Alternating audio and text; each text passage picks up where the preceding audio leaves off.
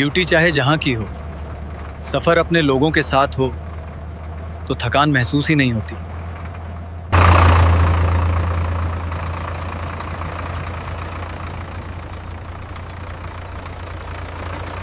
गुरदीप, ऐसे साफ मौसम में सफर भी आसान लगता है। ड्यूटी का बोझ थोड़ा हल्का हो जाता है। जी साहब, आगे सिर्फ सिंगल रोड है, रास्ता बिल्कुल साफ है।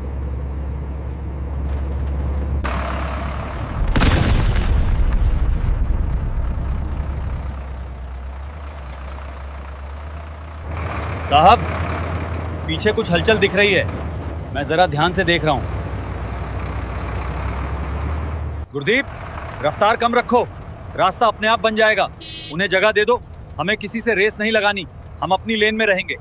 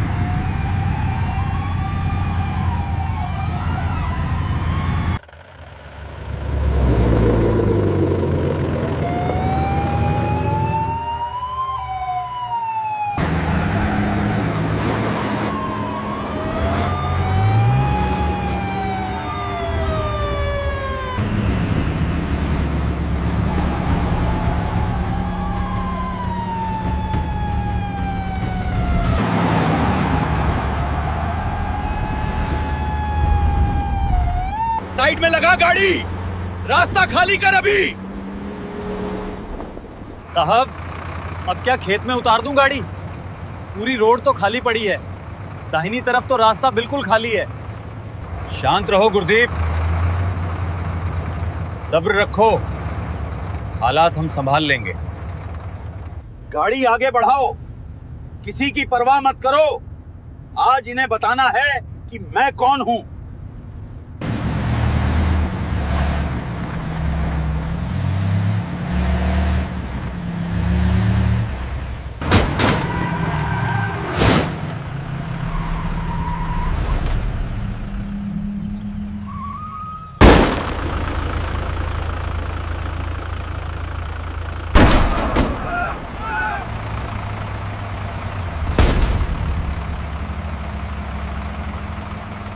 नीचे मत उतरना, पहले स्थिति को समझने दो।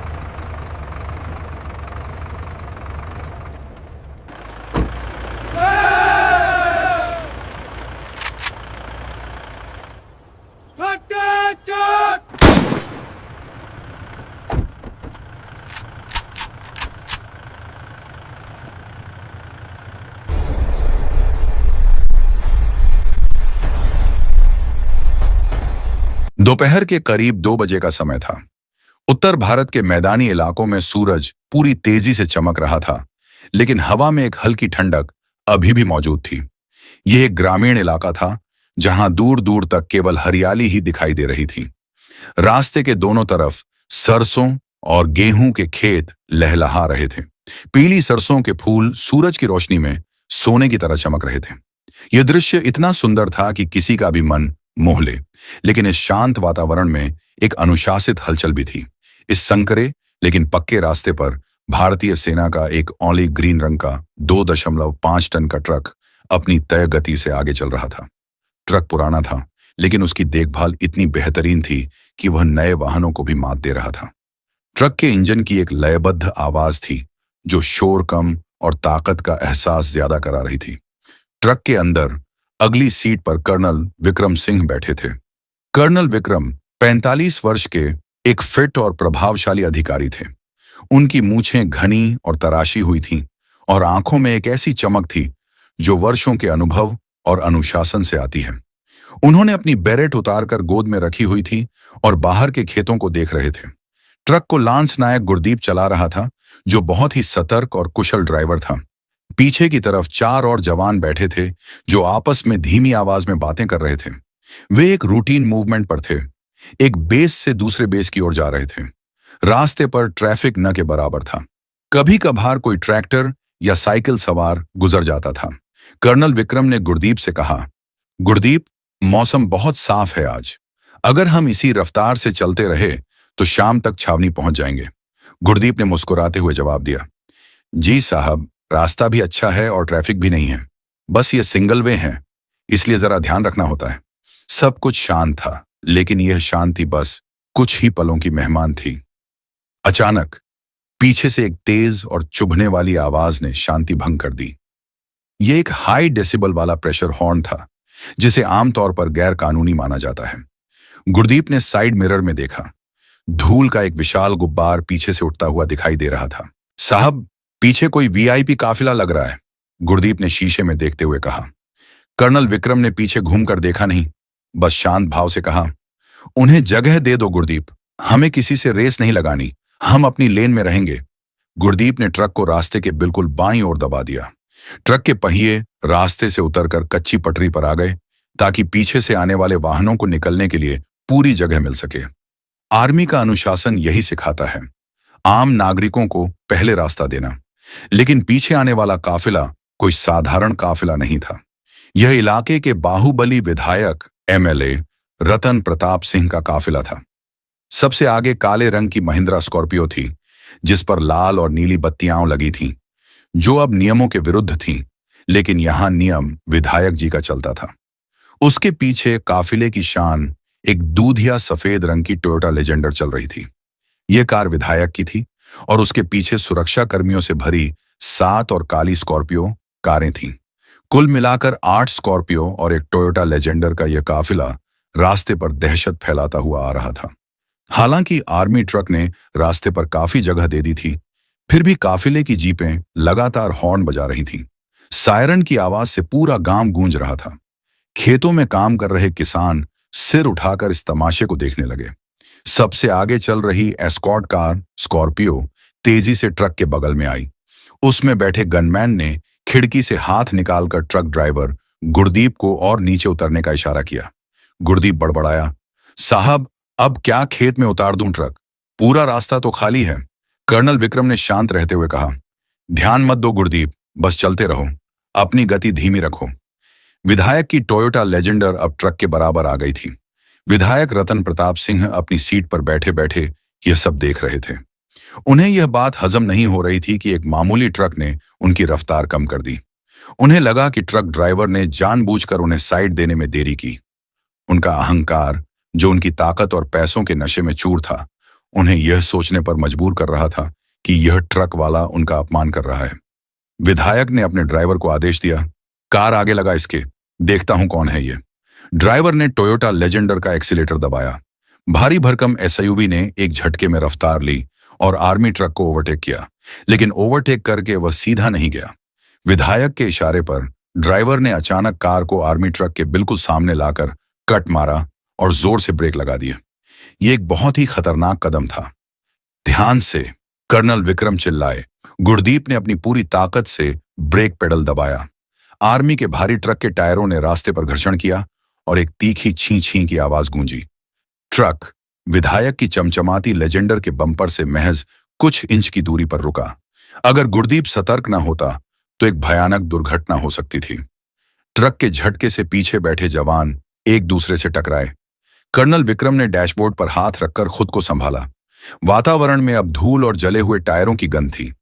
कर्नल विक्रम का चेहरा अब भी शांत था, लेकिन उनकी भौहें तन गई थीं।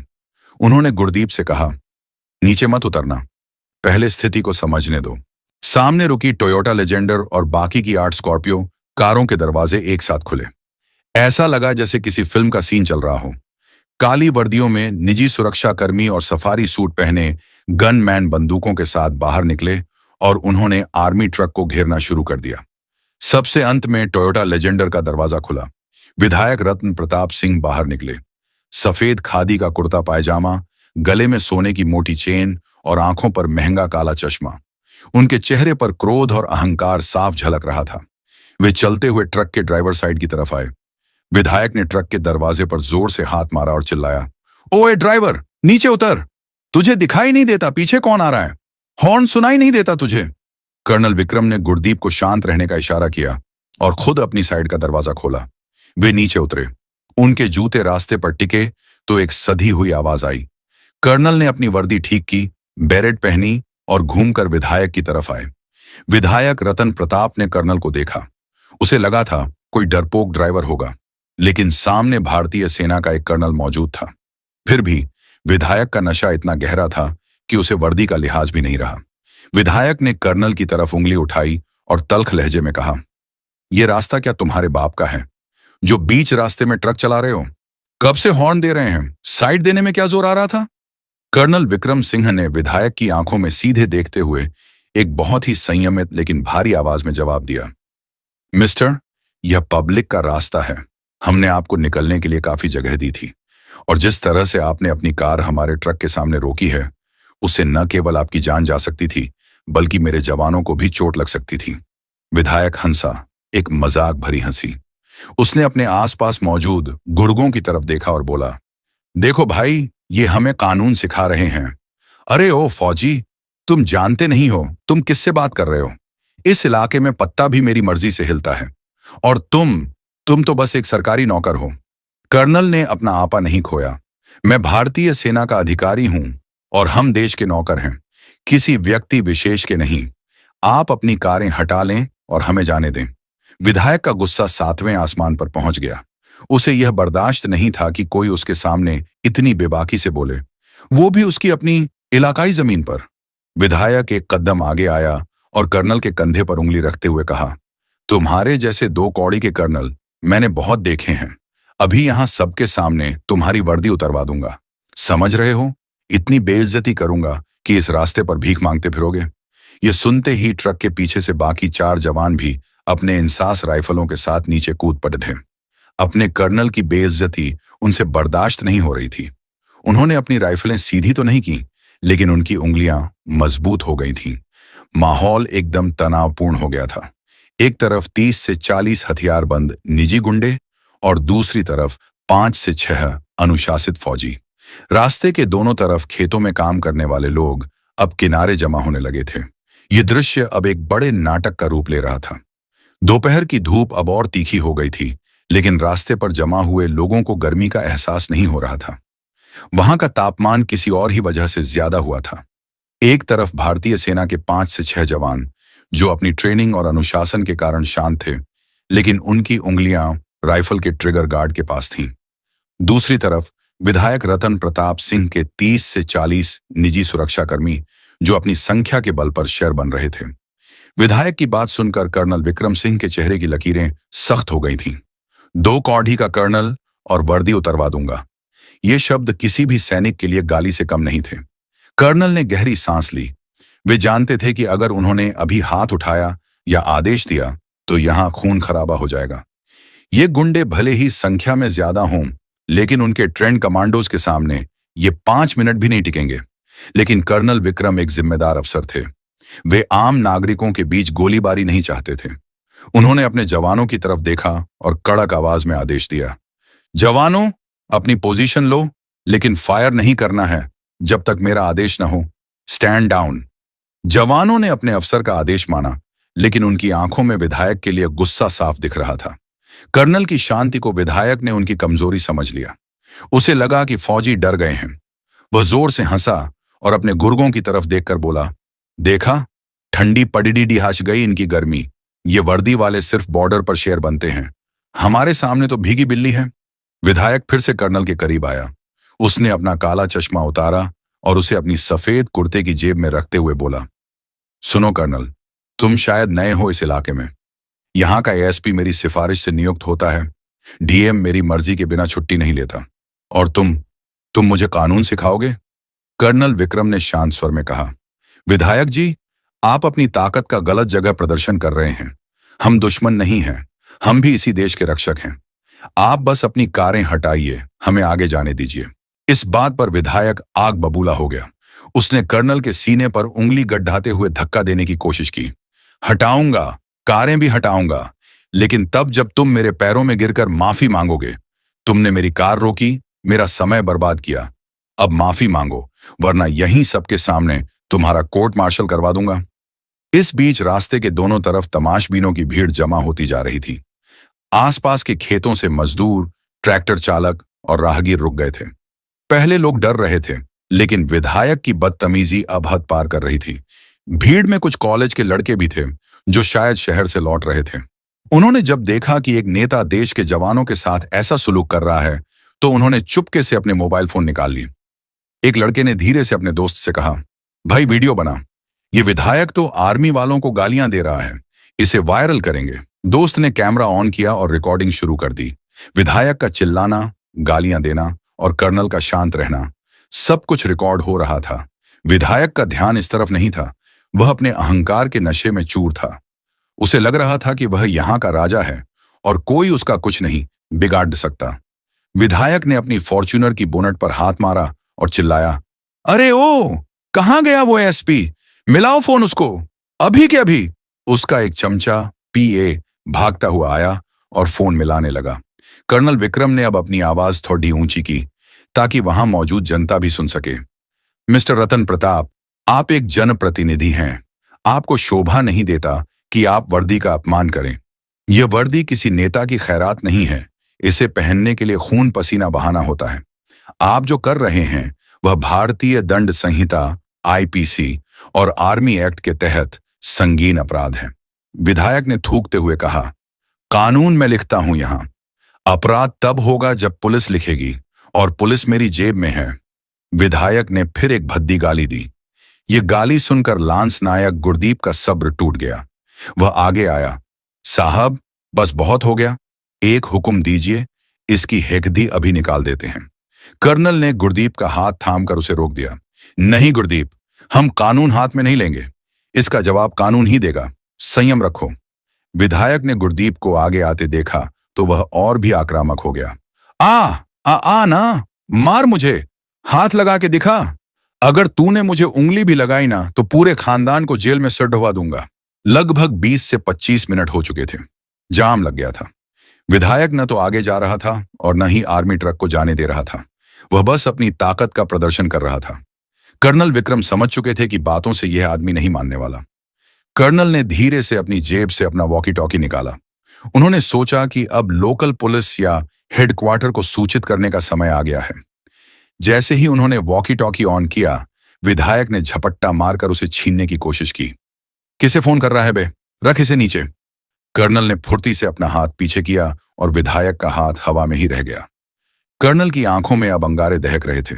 उन्होंने बहुत ही धीमी और खतरनाक आवाज में कहा, हाथ मत लगाना विधायक जी। अब तक मैं एक नागरिक से बात कर रहा था, लेकिन अगर आपने सरकारी संपत्ति या वर्दी को हाथ लगाया तो मैं भूल जाऊंगा कि आप नेता हैं। फिर मैं वही करूंगा जो एक सैनिक दुश्मन के साथ करता है। कर्नल की इस चेतावनी में इतनी ठंडी दहशत थी कि विधायक एक पल के लिए सहम गया। उसके गुंडे भी जो अब तक हंस रहे थे, एकदम चुप हो गए। माहौल में एक अजीब सा सन्नाटा छा गया। हवा भी रुक गई थी। तभी विधायक के पीए का फोन जोर से बजा। उसने फोन उठाया, कुछ सुना और उसके चेहरे का रंग उड्डी एच गया। वह भागता हुआ विधायक के पास आया। सर, बद्धा फोन है। विधायक ने झुंझलाते हुए कहा। किसका है? कह दो बिजी हूं अभी। पीए ने कांपते हुए कहा, सर पार्टी हाई कमान से है और सर वो बहुत गुस्से में लग रहे हैं। विधायक के माथे पर पसीने की पहली बूंद छलकी। उसने कर्नल की तरफ एक शक भरी नजर डाली और फिर कांपते हाथों से फोन थाम लिया। दोपहर की उस तपती धूप में रास्ते के बीचों बीच मौजूद विधायक रतन प्रताप सिंह अपने हाथ में वह फोन थामे हुए था। उसके माथे पर पसीना अब साफ दिखाई दे रहा था। अभी कुछ पल पहले तक जो चेहरा घमंड से लाल था, अब वह डर से पीला पड़ने लगा था। फोन की स्क्रीन पर चमकता हुआ नाम उसके लिए किसी यमराज के संदेश से कम नहीं था। यह कॉल पार्टी के प्रदेश अध्यक्ष का था, जो आम तौर पर सीधे विधायकों को फोन नहीं करते थे जब तक कि मामला बेहद गंभीर न हो।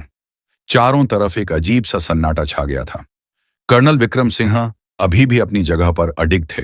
उनकी आंखों में वही ठहराव था जो एक तूफान से पहले समुद्र में होता है। विधायक के गुर्गे, जो अब तक अपनी मूंछों पर ताव दे रहे थे, अपने बॉस के चेहरे का रंग उड्डहता देख एक दूसरे को कनखियों से देखने लगे। उन्हें आभास हो गया था कि हवा का रुख बदल रहा है। विधायक ने कांपते हुए हाथों से फोन को कान से लगाया। हाँ, हेलो सर, जय हिंद सर। विधायक की आवाज लड़खड़ा रही थी। उधर से आने वाली आवाज इतनी तेज थी कि पास मौजूद पीए को भी सुनाई दे रही थी। वह आवाज गुस्से और हताशा से भरी थी। रतन प्रताप, तुम्हारा दिमाग खराब हो गया है क्या? तुम्हें राजनीति करनी है या गुंडागर्दी?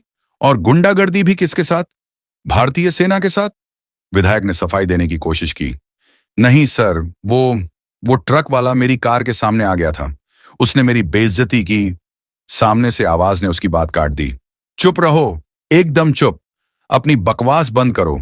तुमने अभी तक सोशल मीडिया नहीं देखा है क्या? पूरा ट्विटर और फेसबुक तुम्हारे वीडियो से भरा पड़ा है। किसी ने तुम्हारा वीडियो लाइव कर दिया है वहां से। तुम एक कर्नल को, एक वॉर हीरो को 2 कौड़ी का बोल रहे हो, गालियां दे रहे हो। विधायक के पैरों तले से जमीन खिसक गई। उसने घबराहट में चारों तरफ देखा। भीड़ में मौजूद कई लोग अपने मोबाइल फोन ऊपर किए हुए थे। उसे अब समझ आया कि वह जाल में फंस चुका है। फोन पर आवाज जारी थी। सुनो रतन, दिल्ली तक बात पहुंच गई है। रक्षा मंत्रालय से सीधे पीएमओ तक इंक्वायरी जा चुकी है। टीवी न्यूज वाले इस खबर को ब्रेकिंग न्यूज बना रहे हैं। विधायक का अहंकार बनाम सेना का सम्मान। पार्टी की बदनामी हो रही है तुम्हारी वजह से। ऊपर से ऑर्डर आया है, अगर अगले 10 मिनट में मामला शांत नहीं हुआ और प्रशासन ने रिपोर्ट नहीं भेजी तो तुम्हारा टिकट तो कटेगा ही, जेल भी जाओगे। सर, मैं क्या करूं? मुझे बचाइए, विधायक ने प्रार्थना की। अब हम कुछ नहीं कर सकते। डीएम और एसपी रास्ते में हैं। जो वो कहें चुपचाप मान लेना। और हाँ, उस कर्नल से उलझने की अब एक और गलती मत करना, वरना पार्टी तुम्हें पहचानने से भी इनकार कर देगी। फोन कट गया। विधायक के हाथ से फोन लगभग छूटने ही वाला था। टूटी टूटी आवाज, टिकट कटेगा, जेल, उसके कानों में गूंज रहा था। जिस समय विधायक रास्ते पर कर्नल को धमका रहा था, उसी समय वह वीडियो इंटरनेट की दुनिया में आग की तरह फैल चुका था। वीडियो का शीर्षक था, घमंडी विधायक ने की सेना के कर्नल से बदतमीजी, दी वर्दी उतरवाने की धमकी। यह वीडियो जंगल की आग से भी तेज फैला। रिटायर्ड जनरलों ने ट्वीट कर लिखा, यह देश के रक्षकों का अपमान है। ऐसे नेताओं पर देशद्रोह का मुकदमा चलना चाहिए। आम जनता के कमेंट्स की भरमार हो गई थी। लोग विधायक की गिरफ्तारी की मांग कर रहे थे। न्यूज चैनल्स ने अपनी स्क्रीन पर 2 विंडो खोल दी थी। एक तरफ विधायक का पुराना भाषण और दूसरी तरफ यह वीडियो जहां वह गालियां दे रहा था। एंकर चिल्ला चिल्ला कर पूछ रहे थे, क्या खादी को वर्दी के अपमान का हक है? दबाव इतना ज्यादा हो गया था कि राज्य के मुख्यमंत्री को खुद संज्ञान लेना पड़ा। उन्होंने तुरंत डीजीपी और चीफ सेक्रेटरी को बुलाया और सख्त आदेश दिए, कानून सबके लिए बराबर है, चाहे वो हमारा विधायक ही क्यों ना हो। अगर सेना का अपमान हुआ है तो सख्त कार्रवाई होनी चाहिए। वापस रास्ते पर विधायक रतन प्रताप की हालत पतली थी। उसका नशा पूरी तरह उतर चुका था। वह कर्नल विक्रम की तरफ देखने की हिम्मत नहीं जुटा पा रहा था। कर्नल विक्रम, जो बहुत ही चतुर और अनुभवी थे, विधायक के चेहरे के भाव समझ चुके थे। वे समझ गए थे कि ऊपर से डंडा चल चुका है। कर्नल ने अपनी गंभीर आवाज में पूछा, क्या हुआ विधायक जी? कोई परेशानी? अभी तो आप मेरी वर्दी उतरवा रहे थे। फोन पर वर्दी उतर गई क्या? यह तंज विधायक को तीर की तरह चुभा, लेकिन अब उसमें पलटकर जवाब देने की हिम्मत नहीं थी। वह बस अपनी लेजेंडर की तरफ पीछे हटा। उसने अपने गनमैन से कहा, कार साइड में लगाओ, चलो यहां से। लेकिन अब बहुत देर हो चुकी थी। दूर से फिर सायरन की आवाज आई, लेकिन इस बार यह किसी वीआईपी काफिले का हूटर नहीं था। यह पुलिस और प्रशासन के सख्त सायरन थे। रास्ते के दोनों छोर से धूल उड़ाती हुई पुलिस की जीपें आ रही थीं। एक तरफ से जिले के एसएसपी की टाटा सफारी और दूसरी तरफ से डीएम की कार। उनके पीछे पुलिस की वैन थीं, जिनमें से दर्जनों पुलिस वाले लाठियां और हथियार लेकर कूद पड़े। भीड़ इधर उधर हो गई। पुलिस ने आते ही रास्ते को कोर्डन ऑफ कर दिया। विधायक के निजी सुरक्षाकर्मी, जो कुछ देर पहले तक शेर बने हुए थे, पुलिस को इतनी बढ़ी तादाद में देखकर अपनी बंदूकें छिपाने लगे और पीछे हटने लगे। डीएम, एक युवा आईएएस अधिकारी, अपनी कार से उतरे। उनके साथ एसएएसपी, एक कड़ीडीडीएच के आईपीएस अधिकारी भी थे। दोनों अधिकारियों के चेहरे पर तनाव और गंभीरता थी। वे सीधे घटनास्थल पर पहुंचे। विधायक रतन प्रताप को लगा कि अब प्रशासन आ गया है तो शायद कोई बीच बचाव हो जाएगा। वह बनावटी मुस्कान लेकर आगे आया। अरे डीएम साहब, आइए आइए, देखिए ना, ये आर्मी वाले कब से रास्ता जाम करके मौजूद हैं, मुझे जाने भी नहीं। डीएम ने विधायक की तरफ देखा तक नहीं। उन्होंने विधायक को पूरी तरह से अनदेखा कर दिया और सीधे कर्नल विक्रम सिंह के पास गए। डीएम और एसएसपी दोनों ने एडीएम, जोधी और कर्नल को एक स्मार्ट सैल्यूट किया।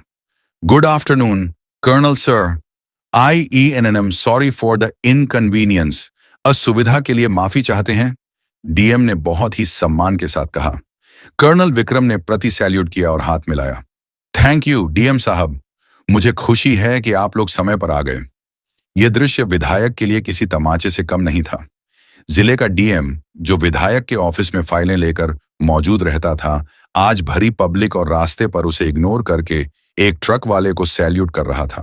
विधायक से रहा नहीं गया। वह बीच में बोल पड़े, डिढ़ा, डीएम साहब, आप प्रोटोकॉल भूल रहे हैं। मैं यहां का जनप्रतिनिधि हूं। आप मेरी शिकायत सुनने की बजाय। एसएसपी ने घूमकर विधायक की तरफ देखा। उनकी आंखों में अब कोई लिहाज नहीं था।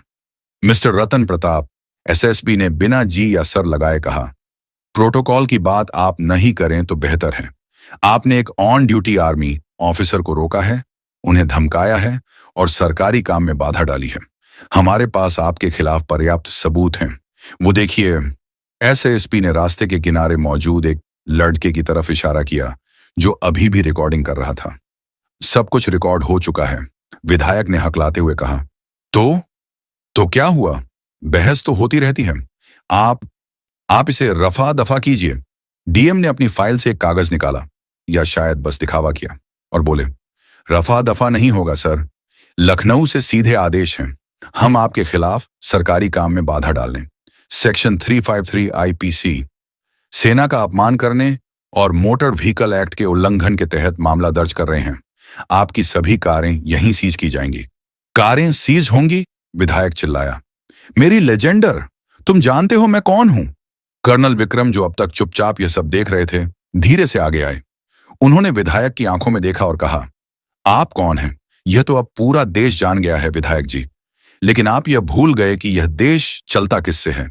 यह देश नेताओं के भाषणों से नहीं, संविधान और सीमा पर मौजूद जवान के त्याग से चलता है। आज आपने उस त्याग का अपमान करने की कोशिश की। कर्नल ने डीएम की तरफ मुद्दा कर कहा, डीएम साहब, मेरे जवानों को देर हो रही है, हमें अपने गंतव्य पर पहुंचना है, क्या हम जा सकते हैं? डीएम ने रास्ता साफ करने का आदेश दिया। बिल्कुल सर। इंस्पेक्टर, कर्नल साहब के ट्रक के लिए रास्ता क्लियर करवाओ और इन स्कॉर्पियो कारों को साइड में हटाओ। अगर चाबी नहीं दे रहे तो क्रेन मंगवा कर उठाओ। पुलिस वाले तुरंत हरकत में आ गए। जिस रास्ते पर विधायक की कारें आकदीएच कर मौजूद थीं, अब पुलिस वाले डंडे मार मार कर उनके ड्राइवरों को हटने के लिए कह रहे थे। विधायक के गुंडे चुपचाप अपनी कारों में बैठकर उन्हें खेतों के किनारे उतारने लगे। रास्ते का बीच का हिस्सा खाली हो गया। कर्नल विक्रम सिंह ने डीएम और एसएसपी को धन्यवाद दिया। फिर वे अपनी ट्रक की तरफ गए। विधायक रतन प्रताप सिंह वहीं मौजूद रह गया, अकेला, बेबस और अपमानित। उसकी 8 कारों का काफिला अब धूल फांक रहा था और जिस आर्मी ट्रक को वह रोकना चाहता था वह अब जाने के लिए तैयार था। लेकिन कहानी अभी खत्म नहीं हुई थी। असली अंत तो अभी बाकी था। विधायक को लगा था कि शायद एफआईआर होकर बात खत्म हो जाएगी, लेकिन उसे अंदाजा नहीं था कि उसके राजनीतिक करियर का सूरज अब डूबने वाला था। ट्रक का इंजन फिर से गूंजा। गुरदीप ने गियर डाला। जैसे ही ट्रक विधायक के पास से गुजरा, विधायक ने नजरें झुका ली। उसे अब उस कर्नल की आंखों का सामना करने की हिम्मत नहीं थी। ट्रक के पीछे उड़ती धूल में विधायक की छवि धुंधली होती जा रही थी, ठीक वैसे ही जैसे उसका राजनीतिक भविष्य धुंधला हो रहा था। धूल के गुब्बार के बीच आर्मी का वह पुराना लेकिन मजबूत ट्रक धीरे धीरे आगे चला गया। ट्रक के पीछे लहराता हुआ छोटा सा तिरंगा झंडा मानो विधायक और उसकी पूरी सत्ता को ललकार रहा था। कर्नल विक्रम सिंह ने पीछे घूमकर नहीं देखा। एक सच्चे सैनिक के लिए जो बीत गया वह बीत गया। उसका ध्यान हमेशा आगे के मिशन पर होता है।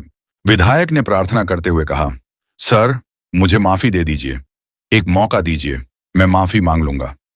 सचिव ने बात जारी रखी। बहुत देर हो चुकी है। आपको तत्काल प्रभाव से पार्टी की प्राथमिक सदस्यता से निलंबित, सस्पेंड किया जाता है और अगले चुनाव में आपको टिकट नहीं दिया जाएगा। पार्टी ने आपसे पल्ला हटा लिया है। अब आप अपने कानूनी मामलों से खुद निपटें। जय हिंद। फोन कट गया। विधायक रतन प्रताप सिंह, जो सुबह तक इस इलाके का बेताज बादशाह था, अब एक आम आदमी से भी गया गुजरा हो चुका था। उसके हाथ से सत्ता, पार्टी का साथ और भविष्य का चुनाव, सब कुछ रेत की तरह फिसल गया था। अगले कुछ दिनों में जो हुआ वह उस इलाके के इतिहास में कभी नहीं हुआ था। पुलिस ने विधायक के खिलाफ चार्जशीट दाखिल की। उसे कोर्ट में पेश होना पड़ा। जिस कोर्ट में वह जजों को फोन करके फैसले बदलवाता था, आज उसी कोर्ट के कटघरे में उसे मौजूद होना पड़ा।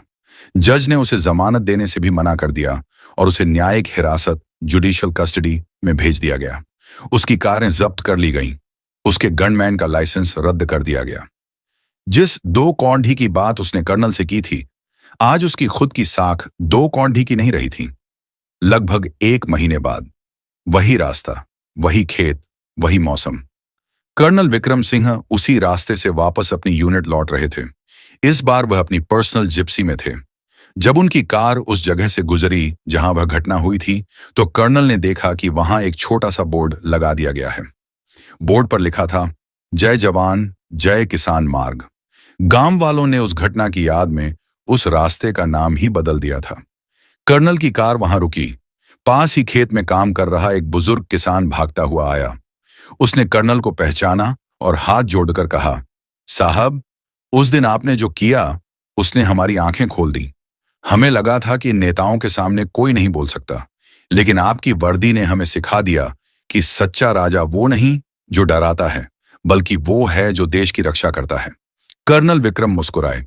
उन्होंने बुजुर्ग का हाथ थामते हुए कहा, बाबा, यह वर्दी हमें डराना नहीं, बस अपने हक के लिए मौजूद होना सिखाती है। जब तक हम और आप साथ हैं, कोई भी बाहुबली इस देश के कानून से बद्धा नहीं हो सकता। कर्नल ने सैल्यूट किया और आगे चले गए। विधायक रतन प्रताप सिंह आज भी अपनी जमानत के लिए कोर्ट के चक्कर काट रहे हैं। उनकी राजनीति खत्म हो चुकी है और कर्नल विक्रम सिंह, वह आज भी सीमा पर कहीं तैनात हैं, खामोशी से अपना फर्ज निभा रहे हैं। दोस्तों, मेरा अनुभव यह कहता है कि पद और कुर्सी तो किराए की होती है, आज है, कल नहीं होगी, लेकिन आपका व्यवहार और आपका चरित्र, वो आपकी अपनी कमाई है। दोस्तों, पद चला जाता है, ताकत छिन जाती है, लेकिन इंसान का चरित्र हमेशा उसके साथ रहता है। अगर आप भी मेरे इन विचारों से सहमत हैं, तो वीडियो को लाइक कीजिए और ऐसे ही सच्चे और जरूरी संदेशों के लिए चैनल को सब्सक्राइब जरूर कीजिए।